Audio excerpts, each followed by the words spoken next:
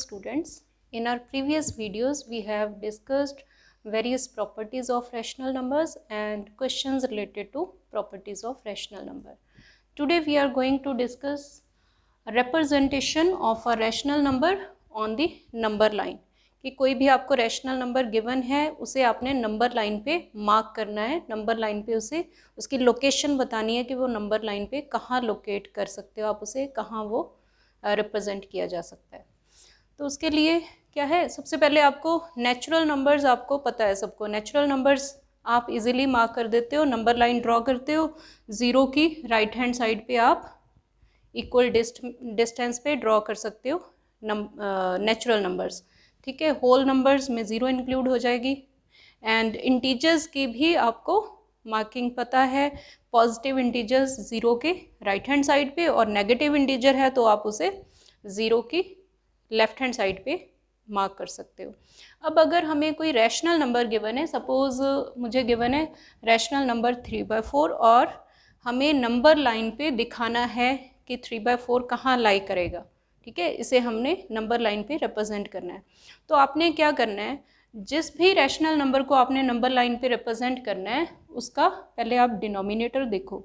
Denominator जो है actually वो रिप्रेजेंट करता है number of divisions of a single unit, ठीक है। अब हमारे पास सिंगल यूनिट मीन्स हमारे पास क्या है, सारे पॉइंट्स का जो इंटीजर्स जब हम लेते हैं तो बिटवीन एनी टू इंटीजर्स हमारे पास डिस्टेंस क्या होता है 1, तो यानी कि एक यूनिट हमारी क्या है 1, तो उसे आपने कितने पार्ट्स में डिवाइड करना है वो आपको पता चलता है डिनोमिनेटर से।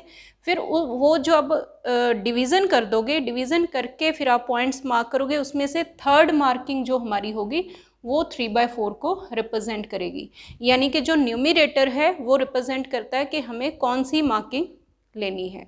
तो अब जैसे 3/4 है तो आपने क्या करना है, अब ये पॉजिटिव रैशनल नंबर है तो आपने ज़ीरो की राइट हैंड साइड पे देखना है, राइट हैंड साइड पे आपने फर्स्ट यूनिट 0 to 1 जो है उसे डिवाइड कर देना है इनटू 4 इक्वल पार्ट्स, जितना आपका डिनोमिनेटर है उतने इक्वल पार्ट्स में आपने डिवाइड कर देना। अब 0 to 1 को मैं 4 पार्ट्स में डिवाइड कर दूंगी। तो डिवाइड करने के बाद फिर आपने क्या देखना है, ये 4 पार्ट्स हो गए लेकिन हमें 4 में से कितने पार्ट्स लेने, 3। तो अब ये जो फर्स्ट पार्ट है ये क्या रिप्रेजेंट कर रहा है, ये टोटल 4 पार्ट्स हैं, तो ये 4 पार्ट्स में से क्या है 1 पार्ट है, तो ये पॉइंट हमारा रिप्रेजेंट करता है 1/4 को। ऐसे ही ये क्या है 2 out of 4,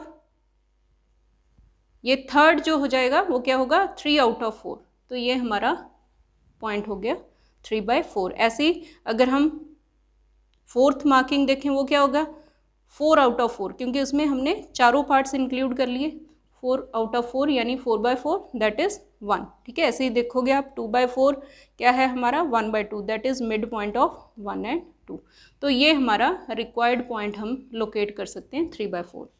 अब सिमिलरली सपोज मेरे पास कोई नेगेटिव रैशनल नंबर है -5/6, तो इसमें वैसे सेम है मेथड, जस्ट डिफरेंस क्या है कि पॉजिटिव रैशनल नंबर के लिए आपने 0 to 1 जो डिस्टेंस था उसे डिवाइड करना है, नेगेटिव रैशनल नंबर के लिए आपने 0 to -1 को डिवाइड करना है।